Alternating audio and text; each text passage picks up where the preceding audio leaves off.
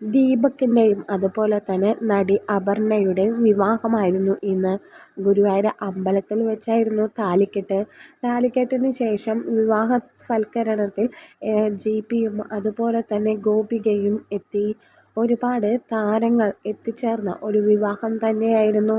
വളരെ സുന്ദരിയായാണ് അപർണയുടെ കല്യാണത്തിന് നമ്മുടെ ഗോപികയും ജിപിയും എത്തിയത്.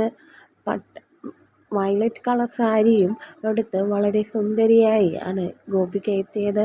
കൂടെ ജിപിയുടെയും ഗോപികയുടെയും വിവാഹത്തിന് നിറഞ്ഞു നിന്ന ആളുകളാണ് അപർണയൊക്കെ.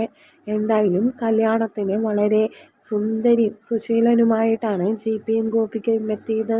ഇവരെ കണ്ടപാടെ ആരാധകർ ഫോട്ടോ എടുക്കാൻ കൂടി. ഇപ്പോഴിതാ കല്യാണം കഴിഞ്ഞ മഞ്ഞുമൽ ബോയ്സിലെ ദീപക്കും അതുപോലെ തന്നെ അപർണയുടെയും വിവാഹം ലവ് മാരേജ് ആയിരുന്നു. എന്തായാലും അടുത്ത അപ്ഡേഷന് വേണ്ടി കാത്തിരിക്കുക.